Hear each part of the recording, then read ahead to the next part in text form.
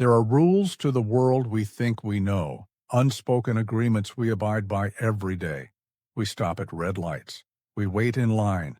We lock our doors at night.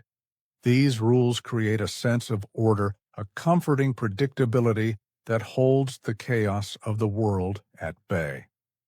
But what happens when you move to a new place and discover the rules are different? What if the traditions are older, stranger, and the consequences for breaking them are not a fine or a scolding, but an unraveling of reality itself? Welcome to After Dark Horrors. Tonight's story comes to us from a man we'll call Tom, who believed he had found the perfect, safe suburban enclave to raise his family. A place of block parties, friendly neighbors, and pristine lawns. But as Halloween approached, he learned that his new home and the people in it operated under a different set of rules. A list of guidelines delivered anonymously that turned the most innocent of childhood traditions, trick-or-treating, into a terrifying high-stakes ritual. This is a story about suburban paranoia, about the secrets that hide behind friendly smiles and white picket fences. It's a warning that some traditions are not meant to be broken, and some doors are not meant to be answered. It asks a simple, terrifying question. When faced with a rule you don't understand, do you obey, or do you dare to find out why the rule exists in the first place? So turn off your porch light, check your locks, and listen closely. The story you are about to hear might make you look at your own neighbors and your own local traditions in a terrifying new light. This is After Dark Horrors, and these are the rules for Halloween on Maple Circle. My name is Tom. I'm a software engineer, which is another way of saying I make my living by imposing cold, hard logic onto chaotic systems. I believe in rules, but only the ones that make sense. If, then else. Cause and effect. Everything else is just suggestion, open to interpretation and improvement. At least that's what I used to believe. Last year, my wife Sarah and I finally did it. We escaped the city. We bought a house in the suburbs, a place called the Enclave at Chestnut Creek, which is the kind of absurdly idyllic name developers give to places to make you forget you're still only 40 minutes from the urban sprawl. Our street was Maple Circle, a perfect cul-de-sac of 14 near-identical two-story homes, each with a lawn that looked like it was maintained with surgical instruments. It was, in a word, perfect. Too perfect, maybe. The neighbors were relentlessly friendly. They brought us welcome baskets filled with homemade bread and local honey. They introduced themselves with firm handshakes and bright, unwavering smiles. There was Mr. Abernathy, the retired history professor and self-appointed head of the neighborhood watch. There was the Gable family with their two eerily well-behaved children, the Hendersons, whose garden was a riot of color. It was a living postcard from a bygone era. We moved in late September. The air was turning crisp. The leaves were beginning to blush with color, and our 7-year-old daughter, Lily, was already vibrating with excitement for her first suburban Halloween. For her, this was the promised land, a safe, target-rich environment for candy acquisition. The first sign that something was different about Maple Circle arrived on a Tuesday morning, about 2 weeks before Halloween. I was leaving for work when I saw it on our doorstep. It was a single sheet of thick, cream-colored paper, folded neatly in half. There was no envelope, no name. I picked it up. The paper was heavy, expensive. It felt formal. I unfolded it. At the top, in a clean, severe typewriter font, were the words, Maple Circle, Community Halloween Guidelines. I smiled, of course. A neighborhood this organized would have rules for Halloween. I expected to see guidelines about noise levels, or a reminder to check candy for tampering. I started to read. The first few rules were normal enough. Participation in community trick-or-treating is optional. If you wish to participate, please turn on your porch light at 6 p.m. on October 31st. 2. Please ensure all walkways are clear of obstructions for the safety of our community's children. 3. For allergy and safety reasons, please refrain from giving out homemade baked goods, standard stuff. Then I got to Rule 4.4. All candy distributed must be unwrapped. Loose individual candies, e.g. M&Ms, Skittles, candy corn, should be placed directly into the children's bags. Hard candies or chocolates must be removed from their commercial wrappers prior to distribution. I read it again. Unwrapped. That wasn't just against the rules of Halloween safety I'd grown up with. It was insane. What parent would let their kid eat unwrapped candy from a stranger? This had to be a joke. A very strange, dry-witted prank from one of the neighbors. I kept reading. The rules grew stranger. Trick-or-treating will commence at 6 p.m. and conclude precisely at 9 p.m. It is imperative that all porch lights are turned off at 9 p.m. sharp. 6. Please have a designated compliment bowl with a small non-candy item, e.g., a sticker, a polished stone, a single flower petal. The purpose of this will be explained in Rule 11. 7. If a child arrives at your door wearing no costume, you must not, under any circumstances, give them candy. Do not speak to them. Close your door immediately, lock it, and turn off your porch light for a full 10 minutes before resuming participation. 8. Do not engage in conversation about the origins or specifics of these guidelines with the children. If asked, the only acceptable response is, "It's just our tradition." 9. Under no circumstances should you answer your door after 9 p.m., even if it sounds like a child in distress. The community looks after its own. The sounds are not what you think they are. My skin prickled. This had crossed the line from quirky prank to genuinely unsettling. Sounds like a child in distress? What the hell was that supposed to mean? 10. You may receive trick-or-treaters whose costumes appear unfinished, incorrect, or blurry. Do not comment on the strange nature of their appearance. 11. For these specific visitors, you must offer a compliment on their effort or creativity. After they have received their candy, you must then offer them an item from your compliment bowl. This is non-negotiable. It is a sign of respect. 12. Enjoy the festive spirit of the season.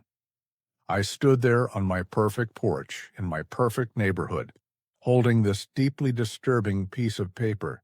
It was a masterclass in psychological horror.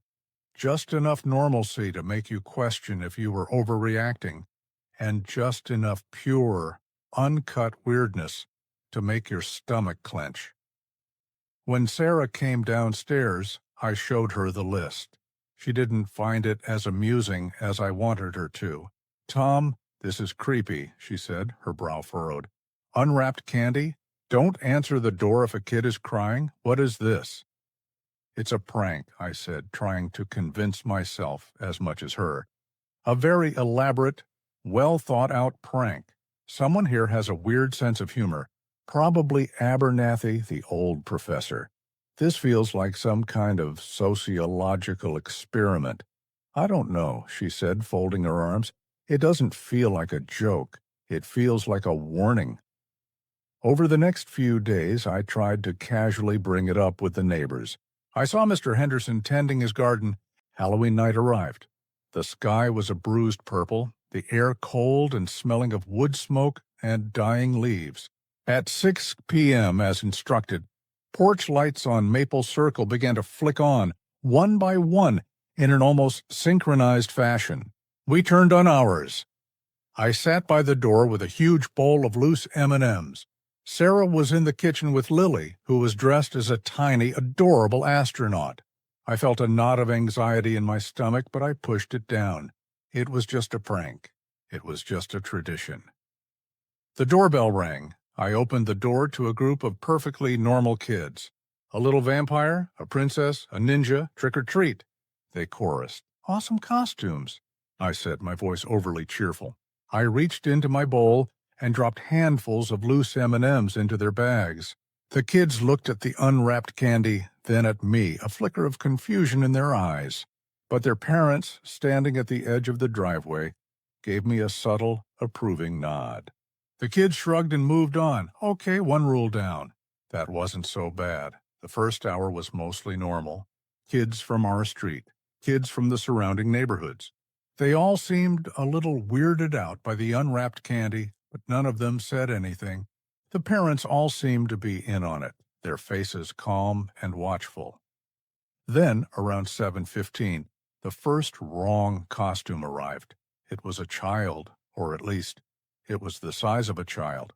It was dressed as a clown, but the proportions were all off. The arms were too long, the legs too short. The mask was a cheap plastic thing, but the smile painted on it seemed to stretch and shift in the flickering light of the jack-o'-lanterns. And it didn't speak. It just stood there, holding its bag open. My heart hammered. Rule 10, you may receive trick-or-treaters whose costumes appear unfinished, incorrect, or blurry. Hey there, I said, my voice tight. That's a very creative costume. Great effort. The clown thing tilted its head. I dropped a large handful of candy into its bag. Then, remembering Rule 11, I grabbed a polished stone from the compliment bowl. And, here, for your creativity. I dropped the stone into its bag. It landed with a soft thud. The clown thing stood there for a long moment, then turned and walked away, its movements jerky and unnatural. I closed the door, my hand shaking. This was more than a prank. The feeling of wrongness from that creature was palpable. More of them came. A ghost whose sheet seemed to have too many folds, suggesting too many limbs underneath. A child in a werewolf mask whose eyes, visible through the eye holes, were not human. They were dark, reflective, like an animal's. A group of 3 children dressed as scarecrows who all moved in perfect, unsettling synchrony. For each one, I followed the script. I gave them candy. I complimented their effort. I gave them a stone from the bowl. And each time they would leave without a word. Then, at 8:30, the next test came. The doorbell rang. I looked through the peephole. It was a young boy, maybe 9 or 10 years old. He was just standing there in jeans and a t-shirt. No mask, no costume. He was just staring at my door with wide, empty eyes. Rule 7. If a child arrives at your door wearing no costume, you must not, under any circumstances, give them candy. Do not speak to them. Close your door immediately, lock it, and turn off your porch light for a full 10 minutes. My logical mind rebelled. It's a kid. Maybe his parents couldn't afford a costume. Maybe he was shy. The rule was cruel, nonsensical. But the memory of the wrong costumes, the feeling of deep, unnatural dread they inspired, was still fresh. My hand was on the doorknob. I hesitated. From the living room, Sarah called out, her voice tight with anxiety. "Tom, who is it?" I didn't answer. I looked through the peephole again. The boy hadn't moved. He was just waiting. Patiently, I made a decision. I followed the rule. I didn't open the door. I took a step back, my heart pounding. I reached over and flicked off the porch light. Then I twisted the deadbolt. The heavy thunk of the lock sliding into place echoed in the silent house. I stood there in the dark foyer, holding my breath, listening. I expected him to ring the bell again, to knock, to call out. There was nothing, just silence. I waited. 1 minute, 2, 5. The silence from the other side of the door was absolute. It was more unnerving than any knocking could have been. After exactly 10 minutes had passed, I took a deep breath. unlocked the door, and turned the porch light back on. I looked outside. The street was empty. The boy was gone. There was no sign he had ever been there. I felt a wave of relief so intense it made me dizzy. I had passed the test. I had followed the rules. The last half hour of trick-or-treating passed in a blur of normal, happy, costumed children. The wrong ones didn't return. The boy without a costume didn't return. At 8:59, I was handing out the last of my candy to a little girl dressed as a ladybug. As she ran off the porch, I looked up and down the street. In perfect, eerie unison, the porch lights of Maple Circle began to switch off. One by one, the houses went dark. It was like a wave of darkness washing over the street. I quickly turned off our light, closed the door, and locked it. It was 9:00 p.m. precisely. The silence was immediate and profound. The cheerful noise of Halloween, the laughter, the shouts of trick-or-treat, was gone. Maple Circle was as quiet as a tomb. Well, I said to Sarah, forcing a laugh, we survived, see? Just a weird, creepy tradition. She didn't look convinced. I'm just glad it's over. We put Lily to bed. She was ecstatic, her pillowcase full of loose, unwrapped candy that we would absolutely be throwing in the trash later. We went downstairs and sat on the couch, the silence of the house pressing in on us. It was 9:05 p.m., and the doorbell rang. The sound of the doorbell at 9:05 p.m. was not just a sound. It was a violation. It was a clean, sharp tear in the thick, suffocating blanket of silence that had fallen over Maple Circle. Sarah and I both froze on the couch. Every muscle in my body went rigid. Rule 9. Under no circumstances should you answer your door after 9:01 p.m., even if it sounds like a child in distress. The community looks after its own. The sounds are not what you think they are. Don't, Sarah whispered, her hand gripping my arm. Tom, don't. I'm not, I whispered back. My eyes locked on the front door. I'm not. We sat there motionless, listening. We expected it to ring again, more insistently. We expected a knock, a voice, but there was nothing. Just the single solitary chime hanging in the air, followed by that same profound, waiting silence I had experienced with the boy in no costume. It was the silence of something that knows you're on the other side, something that has all the time in the world. My logical mind, the engineer, was screaming that this was the final test, the last part of the prank. They wanted to see if we would break the most important rule. But another part of me, a primal, instinctual part that had been awakened by the wrong costumes and the boy with the empty eyes, knew this was different. This felt final. I'm just going to look, I whispered to Sarah, my curiosity overriding my fear. I won't open the door. I'll just look through the peephole. Tom, the rule is don't answer the door, I reasoned, already moving toward the foyer. It doesn't say not to look. I crept to the door, my socked feet silent on the hardwood floor. The foyer was dark, lit only by a sliver of moonlight from the transom window above the door. I put my eye to the peephole, the cold metal a shock against my skin. The fisheye lens distorted the view of my perfect porch, making it look curved and strange. And standing in the center of it, directly under the now dark porch light, was a child. It was small, no bigger than my daughter, Lily. It was dressed in the most classic, simple Halloween costume imaginable, a white bedsheet ghost. The sheet was clean, pristine white, and it draped all the way to the ground, obscuring the child's feet. It was holding a small, empty pillowcase in one hand. But something was profoundly, fundamentally wrong. The sheet had no eye holes. It was a smooth, unbroken expanse of white fabric. There was no indication of a face beneath it, no bumps or contours, just a perfect blank sheet standing impossibly still. It wasn't moving. It wasn't shifting its weight. It made sense. It was the only thing that made sense. A final elaborate scare for the new family. I'm going to prove it, I said, a surge of defiant anger replacing my fear. I'm going to an upstairs window and look down. I'll see who put it there. I ran up the stairs, my feet pounding on the steps. I went into Lily's room. She was fast asleep, her astronaut helmet on the floor beside her bed, her chest rising and falling in a peaceful rhythm. The sight of her, so normal and safe, gave me a fresh wave of courage. I crept to her window, which overlooked the front porch. I peered through the blinds. The white figure was still there, a perfect still white column in the center of my porch. From this angle, I could see the top of its head. The sheet was draped perfectly, with no bunching, no indication of a head or shoulders beneath. It was just formless, and the street was empty. There was no one hiding in the bushes, no car idling at the curb, no teenagers laughing from the shadows, just the silent, dark houses of Maple Circle.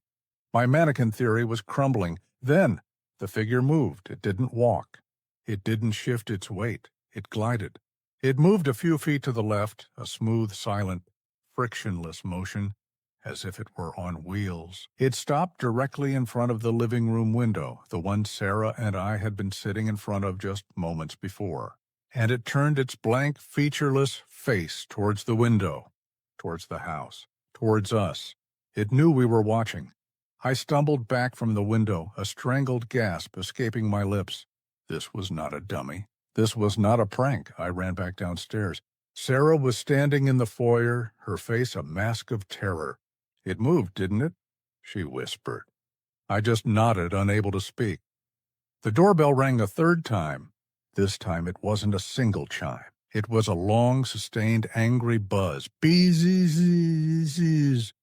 The sound drilled into my skull.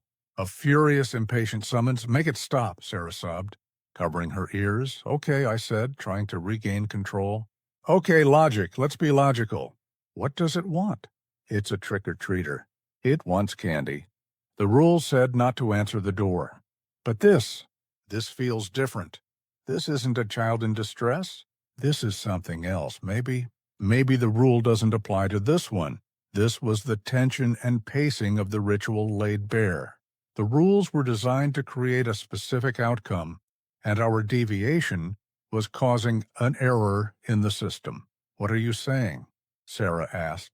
I'm saying maybe the only way to make it go away is to give it what it wants, I said, the idea forming even as I spoke it. It's holding a bag. It's Halloween. It wants candy, but the rule was for after 9 p.m., I argued, my voice rising. Maybe this thing isn't bound by the same time. Maybe it's a special case. The final boss of their creepy little game. I was rationalizing. I was terrified, and my brain was building a logical framework around the terror to make it bearable. I'm going to do it, I said. I'm going to open the door, throw some candy in its bag, and slam the door. That's it. Then it will be over. Tom? No, don't. But I was already moving. I grabbed the bowl of M&Ms from the foyer table. My hands were shaking so badly that the candies rattled against the ceramic. I took a deep, shuddering breath and walked to the door. I didn't look through the peephole again. I didn't want to see that blank white sheet. With one swift movement, I twisted the deadbolt, turned the knob, and pulled the door open. The buzzing stopped. It was standing right there, not 3 feet from me. A small, silent, white figure. The porch light was off, but the moonlight cast it in a pale, ethereal glow. The sheet was so white it seemed to absorb the darkness around it. I could feel a profound cold emanating from it, a deep, cellular cold that had nothing to do with the autumn air. It held out its pillowcase. My mind was screaming at me. Slam the door. Run. This is wrong. This is all wrong. But my body was on autopilot, following the desperate, flawed logic I had constructed. Give it what it wants. Make it go away. My hand, trembling, dipped into the bowl. I grabbed a huge handful of M&Ms. Here, I said, my voice a choked whisper. Happy Halloween. I tossed the candy into the bag, but I missed. My hand was shaking too much. The candy didn't go into the bag. It showered down the front of the white sheet. a cascade of bright, colorful little circles against the stark white. They bounced off the figure and scattered across the porch. The figure did not react. It just stood there, its empty bag still held open. And then I heard a sound. It was a soft, wet, tearing sound. It came from beneath the sheet, and a smell. A horrible, cloying, sweet smell, like rotting flowers and spoiled meat. Slowly, at the bottom of the sheet, a dark, wet stain began to spread upwards from the floor. It was the color of old wine. The tearing sound grew louder. The sheet began to tremble, not like a person shaking. It was vibrating, a low, intense frequency that I could feel in my bones. From the center of the blank, featureless face area, a small dark hole appeared. It wasn't a tear. It was like the fabric itself was dissolving, unmaking itself. The hole grew wider and wider, forming a perfect dark circle. A mouth, and from that dark circular mouth a voice emerged. It was not a child's voice. It was a chorus of voices all speaking at once. The voices of my neighbors, Mr. Abernathy, Mrs. Henderson, the Gables, all of them, their friendly, placid voices twisted into a single, monstrous harmony. "You broke the rule," the chorus whispered. "You answered the door." The figure raised its other hand, the one not holding the bag. It glided toward me. "The tradition must be respected," the voices hissed. "A price must be paid." I was paralyzed, frozen in a state of pure, absolute terror. I couldn't move. I couldn't scream. I could only watch as this impossible thing, this creature, wearing the voices of my neighbors, reached for me, and then from behind me, Sarah screamed. A real human, terrified scream. The sound broke my paralysis. I stumbled backward, slamming the heavy wooden door shut with all my might. I fumbled with the deadbolt, my fingers clumsy and useless. I finally got it locked, just as the thing on the other side hit the door. It wasn't a knock. It wasn't a bang. It was a soft, wet, heavy thump. The sound of something boneless and heavy being thrown against the wood. "The price?"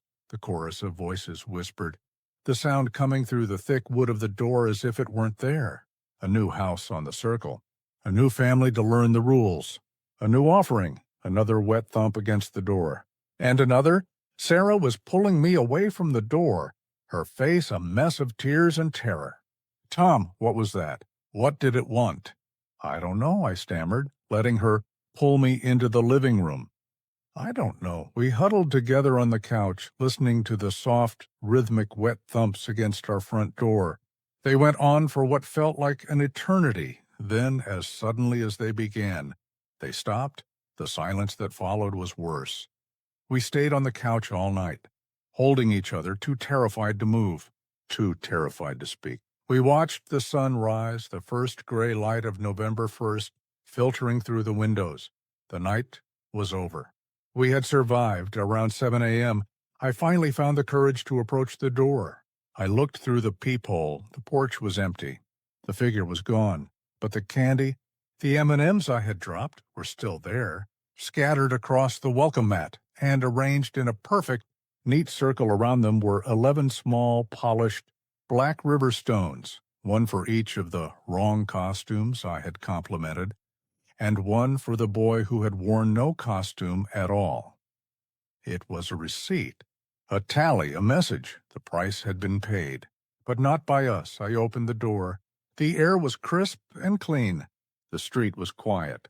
My neighbor, Mr. Abernathy, was out on his lawn, raking leaves, just as he did every morning. He saw me and smiled his friendly, placid smile. He waved. I didn't wave back. I looked at the stones on my porch. 11 of them. But there were 14 houses on Maple Circle.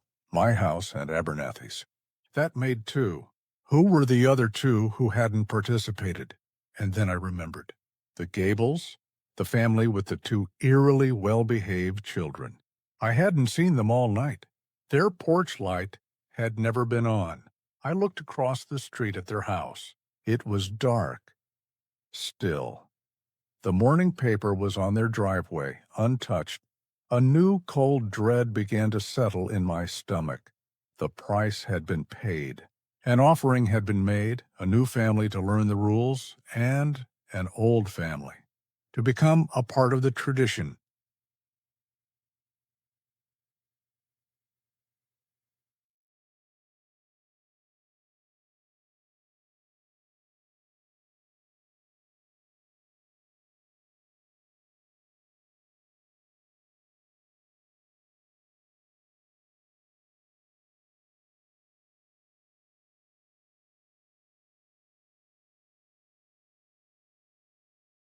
November 1st, All Saints' Day, a day for remembering the dead.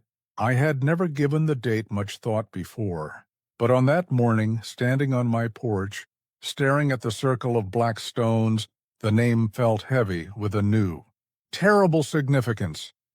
The world outside my front door was aggressively, unnervingly normal. The sun was shining. Birds were singing. Mr. Abernathy continued to rake his leaves with a serene, methodical rhythm. Mrs. Henderson was out, tending to the few autumn flowers that still bloomed in her garden. They moved with a placid grace, their faces calm and untroubled, as if the horrors of the previous night had been nothing more than a shared, forgotten dream. But it wasn't a dream. The proof was right at my feet. 11 polished black stones arranged in a perfect circle. A receipt. A closing statement for a transaction I didn't understand. Sarah came to the door, her face pale, her eyes red-rimmed from a sleepless night. She saw the stones and let out a small, choked gasp. "What does it mean?" She whispered. I started, my voice hoarse. "I think it means we're done? The test is over. We paid something." I couldn't bring myself to say the word price. My gaze drifted back across the street to the gable house. It was a perfect mirror of our own, just with blue shutters instead of green. But while our house felt like a fortress we had barely defended, theirs felt like a tomb. The curtains were all drawn. The family minivan was in the driveway, but there was no sign of life. The cheerful, inflatable ghost that had been on their lawn for weeks was gone, not taken down. "Just gone. The Gables," Sarah said, following my gaze. "Their light was never on last night." "I know," I said. "They didn't participate." A cold, logical part of my brain, the engineer, was already running calculations. 14 houses on the circle. 11 stones on my porch. That meant 11 families had paid their respects to the wrong costumes. My family made 12. That left 2 unaccounted for. The Gables, and one other. Who was the 14th house? My eyes scanned the cul-de-sac. Abernathy, Henderson, Miller. I went down the list in my head. Then I realized the house at the very entrance to the circle. The one that was set back a little further from the road, almost hidden by old, overgrown oak trees. It was a dark, brooding house that always seemed to be in shadow. I had never seen anyone come or go from it. I had assumed it was empty. Its porch light had also been dark last night, so 2 houses had opted out. The Gables and the empty house. "I'm going to talk to Abernathy," I said, a new resolve hardening my voice. "He's the head of the neighborhood watch. He acts like the mayor of this place. He knows what's going on." "Tom, no," Sarah pleaded. Let's just pack. We can go to my sister's. We can put the house on the market. We can just leave." "And go where?" I asked, turning to face her. "And say what? That we were scared off by a Halloween prank? No, I need to understand. I need to know what that thing was last night. I need to know what those stones mean." I left her on the porch and walked across my perfect lawn, the wet grass cold against my bare ankles. I walked across the perfect empty street. Mr. Abernathy saw me coming. He stopped raking and leaned against the handle, a welcoming smile on his face. It was the same smile as yesterday, but today it looked different. It looked practiced. "A mask. Morning, Tom," he said, his voice cheerful. "Quite a night, eh?" "Lily must have made out like a bandit, Mr. Abernathy," I said, skipping the pleasantries. "What happened last night?" His smile didn't falter. "What do you mean?" "A successful community event, I'd say. A wonderful turnout. The children all seemed to enjoy themselves. I'm not talking about the children, I said, my voice low and intense. I'm talking about the rules. The unwrapped candy. The wrong costumes. The thing that came to my door at 9:05. Abernathy's smile tightened almost imperceptibly at the edges. He glanced around the street at the other neighbors who were now beginning to emerge from their homes, getting into their cars, fetching their morning papers. Then he looked back at me. "Ah," he said, his voice dropping to a confidential tone. "The visitor. I was wondering if you'd get one. It's a great honor, you know. Only happens to new families who follow the rules so diligently. Honor?" I choked out. It was a monster. It tried to get into my house. "Oh no," Abernathy chuckled, a dry rustling sound. "Not a monster, Tom, a collector. It was just collecting, and you gave it a wonderful offering. Very generous." He gestured with his head toward my porch. "I see you received your receipt." "The stones?" I whispered. "What are they?" "A token of appreciation," he said simply. "A sign that the tradition has been honored, that the balance has been maintained for another year." "The balance? What balance? And what about the Gables? They didn't participate? Their house is dark."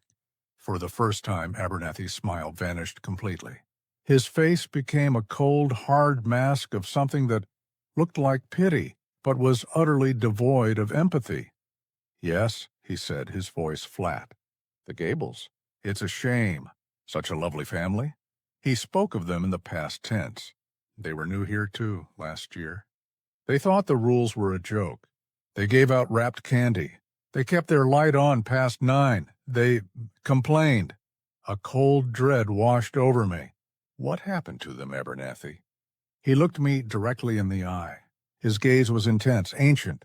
"They chose not to be part of the tradition, Tom, so the tradition chose a new role for them. The community looks after its own. And sometimes that means making sure everyone contributes, one way or another." He started raking his leaves again, the rhythmic scratching sound the only noise in the sudden silence. The conversation was over. I walked back to my house in a daze. The pieces were slotting into place, forming a picture of such monstrous implications that my mind could barely contain it. The unwrapped candy, the compliment bowl, the wrong costumes, the visitor. It was all part of a ritual, a transaction, an annual offering to something. And the Gables, they had refused to participate. They had broken the rules. A new house on the circle. A new family to learn the rules. A new offering. The words of the creature, the chorus of my neighbors' voices, echoed in my head. The Gables weren't the offering. They were the price for our survival. My family, the new family. By following the rules, we had, in some terrible, unknowable way, marked the Gables as the ones who had failed. We had passed the test, so they had to pay the price. I stumbled into my house and locked the door. Sarah was waiting for me, her face a mess of fear and questions. "What did he say?" "We have to leave," I said, my voice trembling. "Now, pack a bag, just the essentials." "We're going to your sister's." I didn't explain. I couldn't. How could I tell my wife that our friendly, smiling neighbors were part of some ancient suburban death cult that sacrificed families to a faceless monster in a bedsheet? We moved in a frantic, panicked haze. We threw clothes into suitcases. I grabbed our laptops, our passports, the few sentimental things I could think of. Lily was still asleep. I decided to let her sleep, to carry her to the car. I didn't want her to see the fear on our faces. As I was packing my bag, my hand brushed against the heavy, cream-colored paper from the day before. The guidelines, I picked it up. I needed to read it again. I needed to see what I had missed. My eyes scanned the list, but this time I saw the hidden meanings, the terrible subtext. Rule 4. All candy distributed must be unwrapped. It wasn't about allergies. It was about the offering being pure, direct, without a barrier between the gift and the recipient. Rule 7. If a child arrives at your door wearing no costume, the boy with no costume, he wasn't a trick-or-treater. He was a scout, a counter. He was taking attendance, seeing which houses were participating and which were not. By not opening the door, I had confirmed our participation. Rule 11. Compliment every costume, especially the ones that look unfinished or wrong. It was about paying respect, acknowledging them, not as children in costumes, but as, what? Emissaries? Aspects of the visitor itself? The stones from the compliment bowl were the payment for this respect, and then I saw it. A new rule. A rule that hadn't been there yesterday. At the very bottom of the page, below Rule 12, was a new line, typed in the same severe, unforgiving font. Rule 13. I had to know. I had to see. I told Sarah to finish packing, to be ready to leave the moment I got back. I slipped out the back door and circled around the houses, staying in the shadows of the manicured hedges and ornamental trees. I crept up to the side of the gable house, my heart pounding. I peered into the living room window. The room was empty. The furniture was gone. The walls were bare. There were no pictures, no books, no television. It was a blank, sterile, white space. And in the center of the room, sitting on the floor, were two small, eerily well-behaved children. They were sitting cross-legged, facing each other, playing with a small pile of polished black river stones. And standing behind them, a silent, watchful guardian, was a figure dressed in a simple, white, featureless bedsheet. My mind fractured. The gables weren't gone. They had become the wrong costumes. They were the new emissaries. The tradition, the curse, it didn't just take you. It repurposed you. It made you a part of the ritual for the next family, the next Halloween. I stumbled backward away from the window, a silent scream trapped in my throat. I ran. I ran back to my house, my mind a whirlwind of horror and disbelief. When I burst through my back door, Sarah was standing in the kitchen, her face white as a sheet. She was holding a single piece of heavy cream-colored paper. "Tom," she whispered, her voice trembling. It was on the front porch. It just appeared. I took the paper from her. It wasn't the guidelines. It was a new document. At the top, in the same severe typewritten font, were the words, Maple Circle Homeowners Association, Annual Halloween Committee Assignments. My eyes scanned the page. A list of names and responsibilities. Henderson, R. Candy Purity Inspection, Miller. J. 9 Woodard PM Compliance Monitoring, Abernathy. G. New Family Orientation and Probationary Review. And then at the bottom, our names, Thomas and Sarah, our last name. Uncostumed Child Observation and Reporting. We weren't just members. We had a job now. We were the new scouts, the new counters. It would be our job next year to take attendance, to report the families who didn't participate, to choose the next offering. We were part of the machine. The outro strategy of this community wasn't to let you leave. It was to integrate you, to make you a vital component of the ritual, ensuring the tradition would continue forever. There are moments in life that act as a fulcrum, a point where the person you were before ceases to exist, and a new, harder, more damaged version of you is born.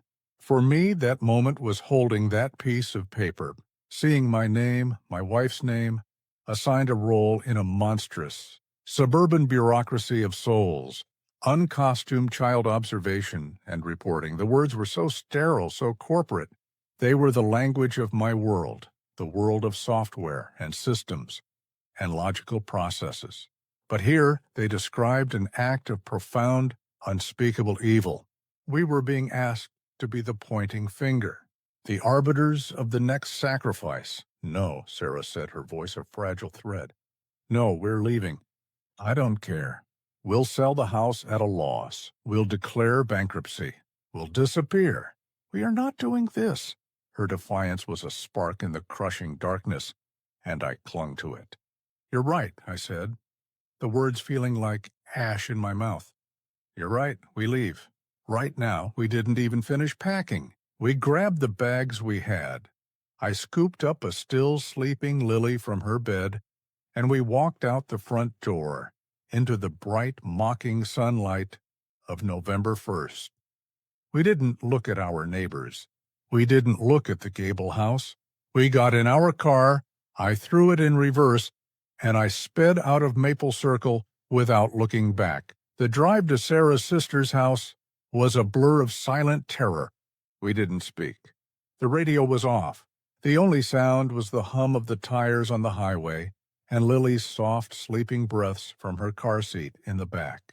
Every car that passed, every face I saw, I wondered, are they in on it? Is this whole world just a series of nested secret traditions? My logical mind, my fortress of reason, had been razed to the ground. I was adrift in a sea of paranoia.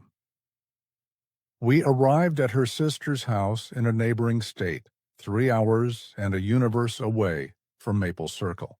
The moment we stepped inside, the sheer normality of it was a physical shock. The house was messy. There were toys on the floor, dishes in the sink, a dog barking excitedly at our arrival. It was chaotic, loud, and gloriously, beautifully alive. What's wrong?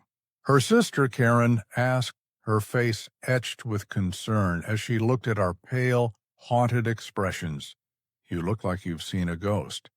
We couldn't tell her the truth. What could we say? We mumbled something about a carbon monoxide scare at the house, a faulty furnace, needing a place to stay for a few days while it was checked out. It was a flimsy lie, but it was the only one we had. For 3 days, we lived in that bubble of normalcy. We slept, we ate food that came in wrappers. We watched bad television. We tried to pretend we were just visiting. We tried to forget the quiet, the rules, the blank-faced thing in the bedsheet. On the 3rd day, I knew we had to face reality. We couldn't stay here forever. We had to sell the house. We had to sever our ties to Maple Circle completely. I called a real estate agent, a woman from a town miles away from Chestnut Creek, someone with no connection to our neighborhood. I explained that we had a family emergency and needed to sell our house fast. I gave her the address and the code to the lockbox. No problem, she said, her voice brisk and professional. I can get over there this afternoon to take some photos and get the listing up by tomorrow. It's a seller's market in that area. The Enclave is a very desirable community.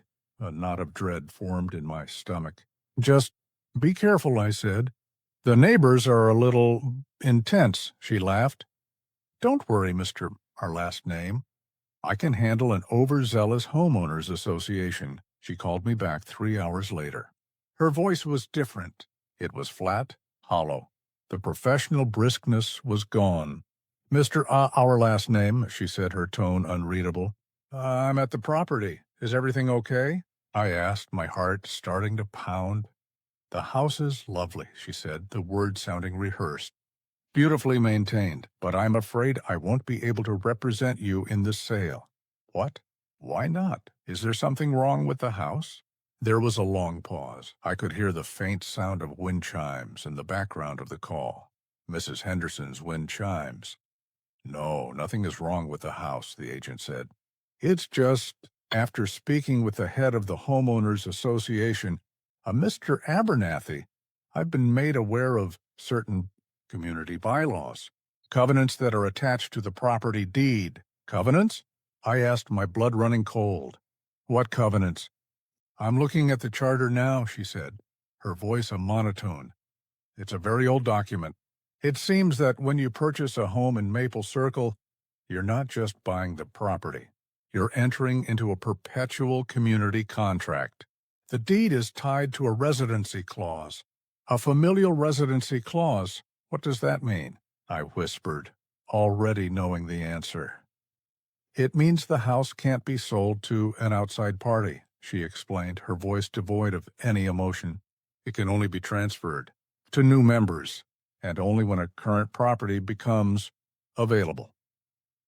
Mr. Abernathy explained that the Gable House, for instance, will soon be available for a new family. A lovely opportunity for someone. The horror was suffocating. We didn't just own the house. The community, it owned us. We were locked in. We couldn't sell. We couldn't leave. We were a permanent part of the tradition. He also asked me to give you a message, the agent continued, her voice as empty as the Gables' living room. He said to tell you that your copy of the Homeowners Association Charter was delivered this morning. He said you should read it carefully, especially the section on annual committee responsibilities and consequences for dereliction of duty. He said he looks forward to your family's full participation next year. She hung up. I stood there, phone in hand, the world tilting on its axis. I looked at Sarah. She had heard everything. The hope that had been slowly returning to her eyes over the past 3 days was extinguished, replaced by a look of pure, abject despair. We were trapped. We drove back to Maple Circle that evening in a state of numb resignation. The fight was gone. What was the point? We were flies caught in a web, and our struggling had only entangled us further. When we pulled into our driveway, there was a thick, leather-bound book sitting on our front porch. It looked ancient, the leather cracked and worn, the pages yellowed. There was no title on the cover, just a simple embossed symbol, a circle. Maple Circle. This was the charter. I carried it inside. It felt heavy, not just with the weight of the paper, but with the weight of years of secrets, of lives. I turned the page. It was the beginning of the charter, written in elegant, spidery cursive. The Charter of the Chestnut Creek Stewardship Society, established in 1971. It was written by Alistair Finch, the developer, the man Mr. Henderson had told me about in that other story, the one who was into the occult. This was his society, his tradition. The charter was a mix of mundane HOA rules and terrifying coded ritual. It spoke of maintaining the aesthetic and spiritual harmony of the circle. It detailed rules about lawn care and fence height right alongside rules about annual offerings and appeasing the patron. That's what it called the thing in the bedsheet. The visitor? The charter described it as an ancient territorial entity drawn to this place of quiet power. It wasn't evil, the charter explained, not in a way we could understand. It was a force of nature, like a hurricane or a flood. It was hungry, and it required balance. For it to remain dormant, for it to allow the community to exist on its land, it required an annual offering, a tithe of spirit. The wrong costumes, the charter explained, were not emissaries. They were echoes, faint psychic projections of the patron drawn out by the collective energy of Halloween. The compliments, the unwrapped candy, the stones, it was all a ritual of appeasement, a way of feeding the echoes to keep the primary entity satisfied and dormant. And then I found the section on membership transition. My hands trembled as I read. The charter stated that for the tradition to remain strong, it required new blood, new energy. When a new family moved into the circle, they were placed on a 1-year probationary period. They were given the rules, and they were watched. Their first Halloween was a test of their willingness to accept the tradition. If they passed the test, as we had, they were welcomed into the society. They were given a role, a responsibility to ensure the tradition's continuation, and if they failed. The charter was chillingly clear. If a family failed the test by refusing to participate, by breaking the rules, by trying to leave, they were deemed unsuitable for stewardship. Their failure created an imbalance, a debt that the patron required to be paid. The charter then detailed the process of repurposing. The family would be invited to become a permanent part of the festival. Their physical essences would be archived, and their spiritual energy would be repurposed to serve the community. They would become the new wrong costumes for the following year. Their empty house would then be offered to a new family, beginning the cycle anew, the Gables. Their 3 children, their 2 parents, 5 of them. I thought back to the wrong costumes I had seen. The clown with the wrong proportions, the ghost with too many limbs, the werewolf with the animal eyes, the three scarecrows who moved in unison. A chill went down my spine. The three scarecrows. Had there been three Gable children? I couldn't remember. The charter didn't say how the repurposing happened. It just stated that it was a community-led process, overseen by the patron's chosen collector. The collector, the visitor, the thing in the sheet, and then the final soul-crushing paragraph, the section on dereliction of duty. It stated that any family once accepted into the society who refused to perform their assigned duties for the next Halloween festival would be considered to have retroactively failed their probationary test. Their membership would be revoked, and they too would be repurposed. There was no escape. We could not run. We could not hide.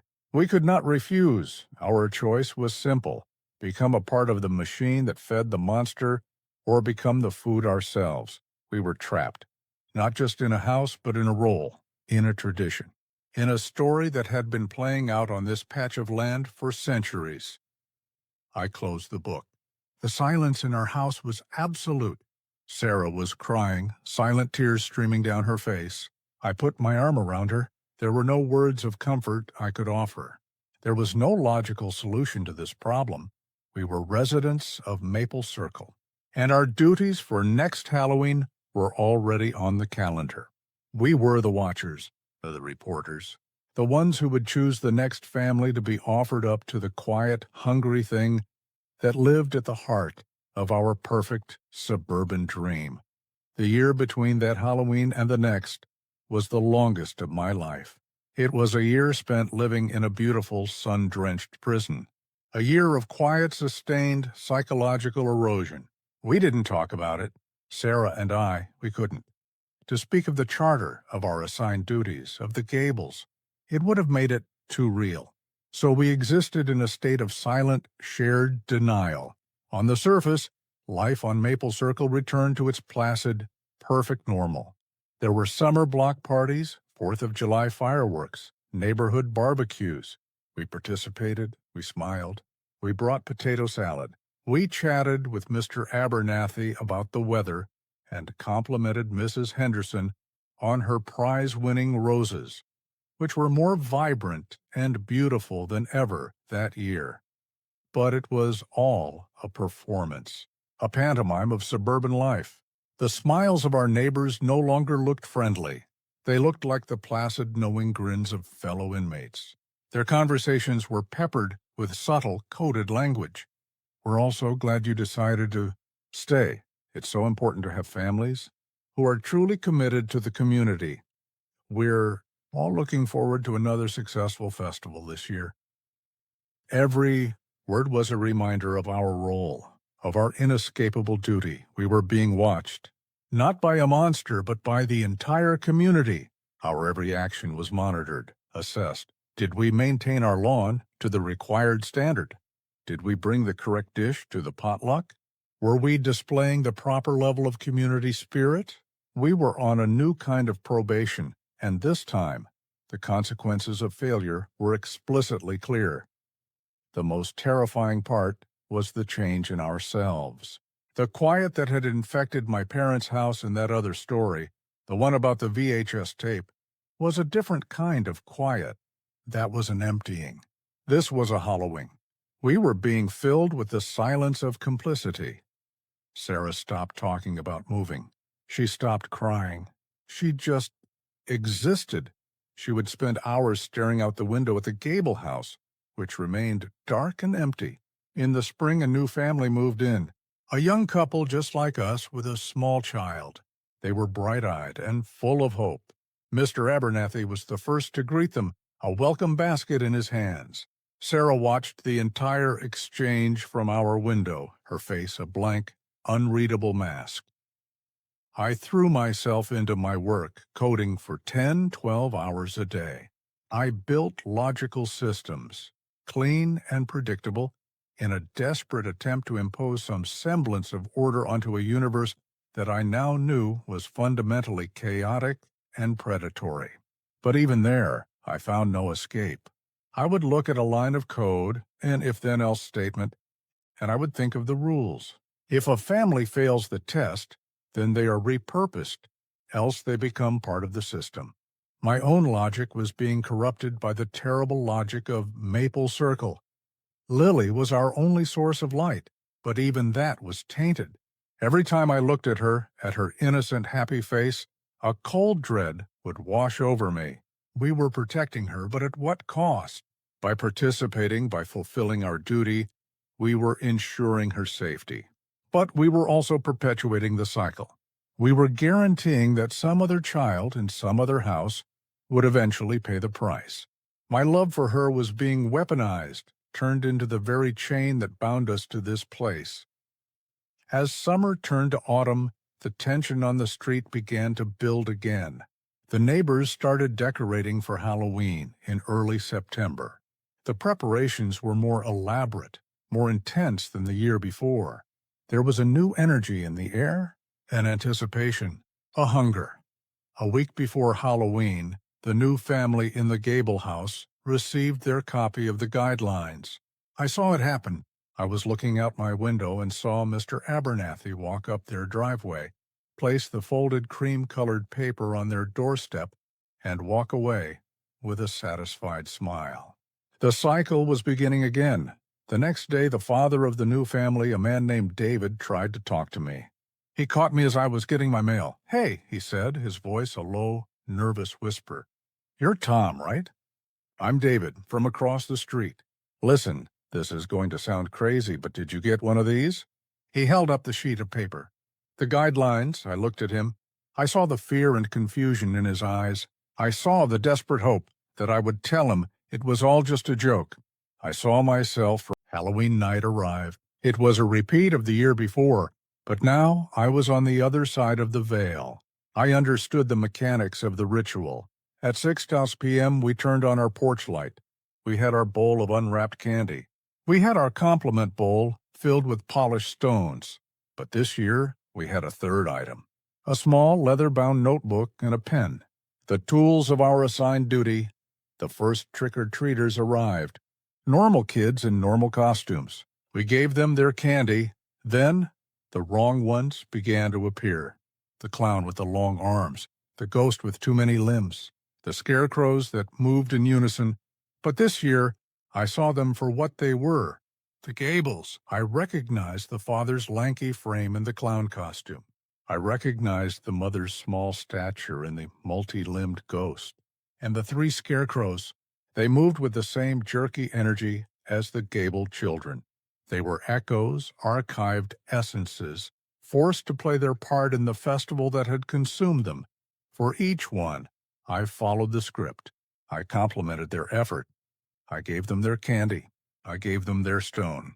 They would take it and glide away into the darkness. Then, at 8:15, he arrived. The boy with no costume. He walked up our driveway, his face blank, his eyes empty. He stopped at the bottom of the porch steps and just stared at me. He wasn't a child. He was a vessel, a scout. The eyes of the patron. My duty was clear. Uncostumed child observation and reporting. My hand was shaking as I picked up the leather-bound notebook. I opened it to the first page. At the top were the names of the 14 families on the circle.